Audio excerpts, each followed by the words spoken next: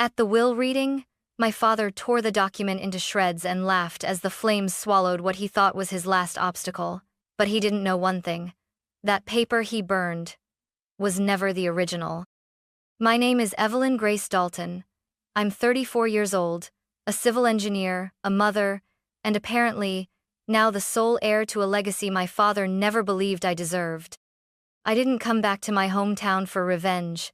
I came because my grandfather died, the only man who ever truly saw me, not as a failure or a disappointment, but as someone worthy.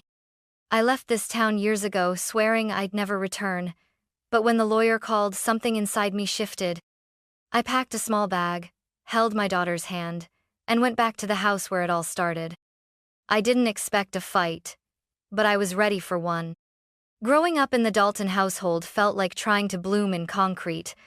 My father, Victor Dalton, ran our family like a business, structured, strict, and always with a bottom line. My younger brother Miles was the golden child, charming, loud, reckless. The kind of boy who got away with everything because, as Dad would say, he's just being a boy. I wasn't allowed to be just a girl. While Miles played football and crashed Mom's car without consequence, I was lectured for coming home with dirt on my jeans after helping Grandpa change a tractor tire. "That's not ladylike," my father said. "Act like someone who might marry well someday." But I didn't want to marry well. I wanted to build things. Bridges, buildings, futures. And the only person who didn't flinch when I said that out loud was Grandpa Harold Dalton. He'd grown the family farm from dusty soil with his own 2 hands. A war veteran and quiet observer, he was the kind of man who didn't speak unless it mattered. But when he spoke to me, I listened like scripture. "You've got steel in your bones, Evelyn," he once told me when I was 10 and had just patched a broken fence without being asked. "Your father won't understand that now, but one day, he might respect it, or fear it." By the time I was 14, I stopped expecting praise from my parents. I learned to measure my worth in numbers. GPA, test scores, acceptance letters. And I made it out full scholarship to Oregon State, civil engineering program. When I got the letter, I remember walking into the kitchen, heart pounding, thinking for once, just once, my father might be proud. He read the first line, looked up at me, and said, "So you're going to build roads for a living?" Then went back to reading his newspaper. I didn't cry in front of him. I didn't scream. That night, I drove to Grandpa's farm. I found him out on the porch, rocking gently as dusk settled over the fields. I handed him the letter. He read it slowly, then folded it with care. "I always knew you were going to build more than walls," he said, tapping my chest. "You're going to build a life. One that no man can take credit for." That was the last summer I stayed on the farm. The next year, I packed my things and left without saying goodbye to my father or Miles. I didn't owe them anything. The only thing I carried from home was a small wooden box Grandpa gave me before I left. He said to open it when I needed reminding of who I was. I never opened it. Not yet. College was both freedom and loneliness, rolled into one. I was finally out of that house, away from my father's cold silences and Miles's careless smirks, but freedom came with quiet that echoed too loudly sometimes. I had no one to call home to, no mother to ask for recipes, no father to ask for advice. But every month without fail, a letter arrived in my tiny mailbox, written in neat, steady handwriting that belonged to no one but Grandpa. No, "Dear Evelyn," no long-winded paragraphs, just a few short lines on thick, cream-colored stationery. "Keep building, even when it's not seen. Bricks only become homes when you keep stacking." The first mistake of a smart woman is believing she needs anyone's permission. Honor isn't always loud. Sometimes, it's just finishing what you started. I kept those letters in a shoebox under my bed. When the coursework got tough, or I felt invisible in a sea of students whose parents actually showed up for family weekend, I'd read his words and remember where I came from and, more importantly, where I was headed. Miles never wrote. My father never called. I once ran into a family friend who told me Miles had dropped out of community college and was helping Dad manage the land and rental properties. Grandpa's farm apparently was being leased out piece by piece. I didn't ask for details. I didn't want to know.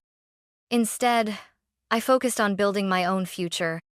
I graduated top 5% of my class, got hired straight into a design firm in Portland, and rented a small studio apartment near the water.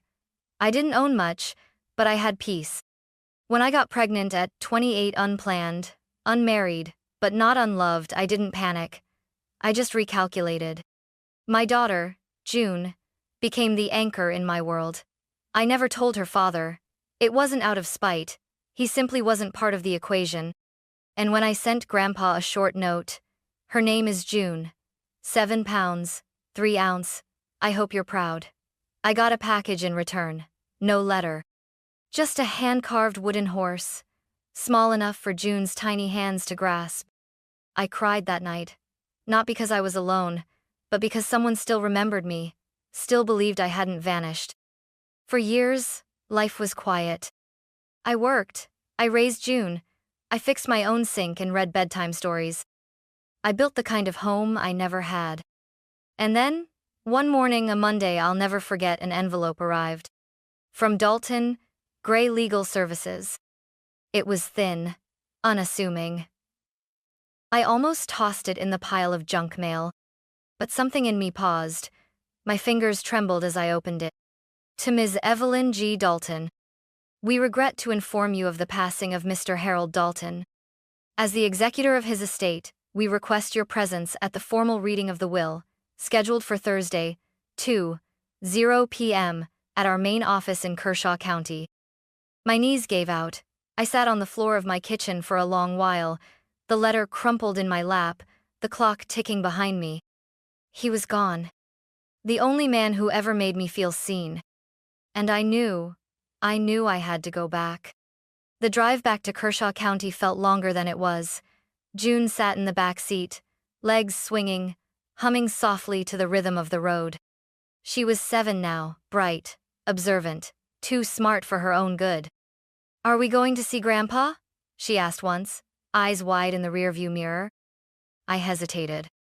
"Not exactly, honey," I said quietly. "He passed away, but we're going to say goodbye." She didn't speak after that, just stared out the window, watching trees blur past like old memories. As I crossed into town, a strange weight settled in my chest. Kershaw hadn't changed much. Same faded billboards, same rusted signs at the gas station. But the Dalton house, the one I grew up in, looked older, colder. Like the life had drained from its bones. Dad still lived there. So did Miles, apparently. I didn't bother calling ahead. They wouldn't have picked up anyway. We checked into a roadside motel on the edge of town, nothing fancy, just clean sheets and a working heater. I didn't want June sleeping in that house. Not even for a night. The funeral was the next day. Small, quiet, and colder than it should have been. Grandpa had requested a closed casket service. No flowers, no eulogies. Just a brief blessing and burial. My father sat in the front pew, stone-faced. Miles sat next to him, chewing gum. Neither turned around when I entered. They didn't acknowledge me at all. But I saw their eyes twitch when June clung to my hand and whispered, "Is that them?" "Yes," I replied. "That's your grandfather, and your uncle." We didn't stay long after the burial. I took June to the diner Grandpa used to love. She ordered pancakes. I stared at my coffee, barely touching it. I kept thinking of all the summers I'd spent on his porch, helping him sand furniture, mend fences, clean tools. He used to call me his quiet shadow. I wondered who would sit on that porch now. Or if it would just rot in the sun. That night, back at the motel, I tucked June in, then stepped outside with a blanket wrapped around my shoulders. The stars above Kershaw were still the same, cold, distant, but somehow comforting. Tomorrow was the will reading. I hadn't allowed myself to think about what Grandpa might have left me, if anything. Maybe just the letters, maybe a watch, maybe nothing. But a part of me, the steel-forged part Grandpa always saw, knew something deeper was waiting. Because he'd once told me, legacies aren't just built in barns or bank accounts. They're handed to those who've bled for something no one else saw. And I had bled. Quietly. Constantly. So, if there was a legacy, he knew exactly where to leave it. The law office sat in an old brick building on Main Street, sandwiched between a closed-down bakery and a hardware store with peeling paint. I arrived 10 minutes early, June's small hand wrapped tightly in mine. Her eyes scanned everything, but she didn't speak. She must have sensed the weight hanging in the air. The receptionist gave me a tight smile and nodded toward the conference room. "They're already inside," she said. Of course they were. I stepped in and found my father sitting at the head of the long oak table, dressed in his usual navy blazer and scowl. Miles lounged beside him, tapping his fingers against a leather portfolio, trying to look important. Neither of them acknowledged me again. The lawyer, Mr. Vernon Ellis, stood as I entered. He was in his 70s, with silver-rimmed glasses and a voice like cracked granite. "Miss Dalton, please, have a seat," he said. I sat across from my father. June pulled out a chair beside me and swung her legs, silent as a whisper. Mr. Ellis cleared his throat. "Today we gather for the reading of the last will and testament of Harold J. Dalton, dated and notarized on April 11th of last year. In this will, Mr. Dalton outlines the distribution of all assets, including real estate, savings, investments, and personal effects." My pulse thudded in my ears. The room fell still. Mr. Ellis continued. "To my son, Victor Dalton, and my grandson, Miles Dalton, I leave my love and my prayers that they one day remember the value of honesty. To my granddaughter, Evelyn Grace Dalton, I leave the entirety of my estate." My father's fist slammed the table. "You've got to be kidding me." Ellis didn't flinch. "Including the family home, farmland, all financial accounts, and heirlooms." Miles sat up straight, mouth hanging open. "Everything?" he croaked. I stayed silent. Not out of shock, but because something in me had expected it. My father shot to his feet. "She left. She abandoned this family. She's not even a Dalton anymore. That will is a goddamn lie." I instinctively reached for June, whose small hand slipped into mine. "You can't do this," my father growled at Ellis. "She manipulated him, fed him stories." My father was old, confused. "This is invalid." "It is fully legal," Mr. Ellis replied calmly. "Signed in the presence of 2 witnesses and notarized. Mr. Dalton's mental capacity was confirmed by a physician prior to the signing." But my father wasn't listening. With a snarl, he reached across the table, snatched the will from Ellis's hands, and stormed over to the fireplace in the corner. "Dad, don't," Miles said, half-heartedly. But it was too late. My father held the document above the flames and stared directly at me. His eyes burned with something uglier than anger. "You think this changes anything?" he spat. This paper means nothing." He dropped the will into the fire. It caught instantly. Orange embers danced upward like mocking spirits. My father turned back to the room and laughed loud, bitter, triumphant. I didn't flinch. I didn't scream. I just smiled. Because I knew something he didn't. The paper he just burned was never the original. My father's laughter echoed through the conference room like a hammer. Miles chuckled nervously beside him, as if trying to ride the wave of victory. The burned scraps of paper crumbled into ash in the fireplace, curling like dead leaves. "You see that?" my father said, voice sharp and smug. "No paper, no will. I don't care what tricks you try to pull. Vernon, this is over." Mr. Ellis didn't move. He simply blinked behind his glasses and opened the large leather briefcase beside him. Calm, methodical, unbothered. "Mr. Dalton," he said evenly, "you just destroyed a courtesy copy." The room went still. "What?" my father hissed. Ellis pulled out a navy blue folder, sealed with a red ribbon and a notary stamp.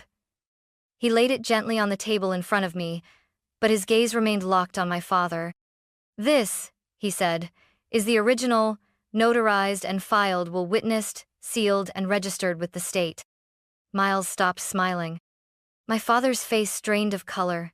He looked at the folder like it was a bomb. You're bluffing. Ellis's voice turned to iron. No, sir. And if you attempt to interfere again, I'll be filing an injunction for will destruction and obstruction. I sat frozen, June still clinging to my arm, her eyes wide. Ellis turned to me.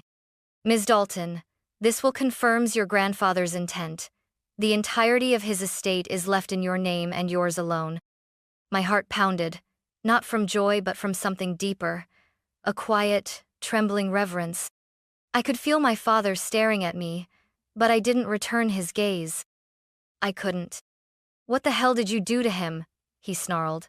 What lies did you whisper to get him to sign that? I didn't lie, I said softly. I never needed to. He just knew me. You ran away. You turned your back on this family. I finally looked at him and I saw not the powerful man who once towered over my childhood, but a bitter shell, cracking under the weight of his own arrogance. I didn't turn my back, I said.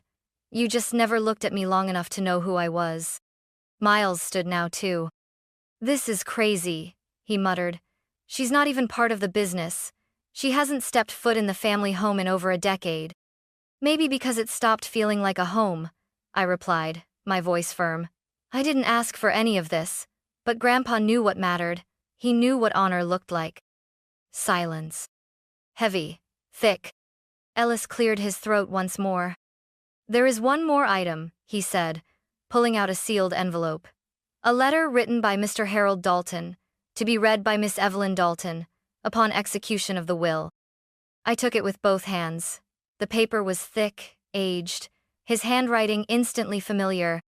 I broke the seal, unfolded the letter, and read aloud. My dearest Evelyn, if you're reading this, then I've finally laid down my tools for good. I wish I could see your face right now. I imagine it's strong, maybe a little surprised, maybe not at all. I know what this will means, and I know it'll stir anger. But I don't care about their tempers. I care about legacy. Not the kind in bank accounts, but the kind passed through calloused hands, through women who held things together when everyone else walked away. You've always been that woman. And now, you carry more than my name. You carry the proof that honor skips generations, if it has to. Stand tall, sweetheart. Don't waste time on bitterness. What I leave you is not just land or cash. It's the right to build something better. For June. For yourself. With love? Grandpa. Tears blurred the last line. I looked up, and even Miles seemed struck silent. My father? He turned away, jaw clenched, hands shaking. And I, for the first time in years, felt no fear in his presence. Only strength. And peace. I folded the letter and placed it gently back into the envelope. Then I turned to June and whispered, Let's go home, sweetheart, the real one. The air outside the law office was colder than I remembered. Or maybe it was just thinner, like something heavy had lifted off my chest, leaving space I hadn't known was missing. June held my hand tightly as we walked to the car. Are we rich now? She asked, her voice innocent. I smiled, but not the kind of smile money brings. We're not rich, I said, but we've been given something really important. She tilted her head. Like what? I looked at her, really looked, and realized the answer wasn't simple. It wasn't just about land or deeds or bank accounts. It was the right to live without begging for permission. The right to reclaim a name that had once been thrown at me like a weapon. That night at the motel, after June had drifted to sleep, I sat alone at the small table, Grandpa's letter spread before me. I read it again slower this time, letting every word settle into the cracks I'd kept hidden even from myself. You carry the proof that honor skips generations, if it has to. He had known that my father wouldn't understand, that Miles would mock, that I would hesitate. But he left the truth anyway. In ink. In trust. I opened the wooden box he'd given me years ago, the one I'd never dared touch. Inside was a photograph. Grandpa and me, side by side on the tractor, both of us grinning like the sun had never gone down. Beneath it was a second letter, handwritten and sealed. I unfolded it carefully. Evelyn, if you're opening this, it means you've come back not just to this town, but to yourself. You were never the disappointment your father tried to make you believe. You were my proof that strength doesn't have to shout to be heard. I saw the battles you fought not on a field, but in rooms where no one believed in you. You didn't win by becoming louder. You won by becoming you. This farm, this name, this legacy, it's yours because you've already earned it. All I did was make it official. I love you. Always. Grandpa. I folded that second letter with trembling hands, pressed it to my chest, and whispered, "Thank you. Not just for the land. Not just for the name. But for seeing me when no one else ever did." 2 weeks later, I stood at the edge of the Dalton property, the fields I used to run across barefoot as a child, now wild with weeds and silence. June ran ahead of me, spinning in circles beneath the giant oak tree near the fence line. "Is this ours now?" she asked, wide-eyed. "Yes," I said. "Every inch of it." I expected to feel overwhelmed, but I didn't. Instead, I felt ready. The house needed work, peeling paint, sagging porch steps, a roof that leaked in more than one place. But I didn't care. This wasn't about restoration for the sake of nostalgia, it was about transformation. I hired a local crew and worked alongside them, hammer in hand, boots in the mud. People in town whispered, "Of course, the Dalton girl, back from nowhere, with a daughter, with everything." Let them whisper. I had more important things to do. June started school in town. She made friends quickly. Sometimes, I'd catch her in the fields after class, trying to build little forts with spare wood. "I'm gonna build a castle," she told me one afternoon, sweaty and proud. "You already live in one," I replied, brushing her hair from her face. "The shed out back, the one where Grandpa used to keep tools." I turned into a writing room. There, I placed both his letters in a frame above the desk. And on the shelves, I lined books he once read. Old manuals, war memoirs, gardening journals. One afternoon, I found an old horseshoe buried behind the barn. Rusted, bent, but still whole. I cleaned it, mounted it on the front door upside down. Not for luck. For memory. I didn't touch the money in the accounts. Not yet. I wanted to live the way Grandpa lived. Honest, deliberate, grateful. There were days I missed him fiercely. But then June would say something, ask about fence posts, or remind me to check the weather before painting, and I'd hear his voice in hers. Calm, certain, steady. We weren't just living on Grandpa's land. We were rooting in it. And with each passing day, the Dalton name felt less like a scar, and more like a seed. Autumn settled gently over the land. The fields glowed gold in the afternoon light, and the breeze carried the scent of turning leaves and wood smoke. June and I sat on the porch swing, wrapped in an old quilt. She had a cup of cocoa. I had Grandpa's final letter in my lap. She looked up at me. "Will Grandpa ever come back?" I shook my head, smiling softly. "No, sweetheart, but he never really left either." She thought for a moment. "Because we live here now?" "Because we live like he taught us to," I said, with our heads high, our hands busy, and our hearts open. June reached for the frame beside the door, the one with Grandpa's quote carved into it. She traced each word with her small finger. "Honor skips generations if it has to." "You think I'll skip it?" she asked. I kissed the top of her head. "No, I think you'll carry it further than any of us ever did." That night, after she went to bed, I walked out to the porch alone. The stars above Kershaw were colder now, sharper, but I wasn't afraid of them anymore. In my chest, there was no bitterness, no resentment, just a quiet fullness. The house was mine, the land was mine, but the real inheritance was never measured in deeds or bank accounts. It was in the love of a man who believed in me when no one else did. And in the strength to become everything they said I couldn't.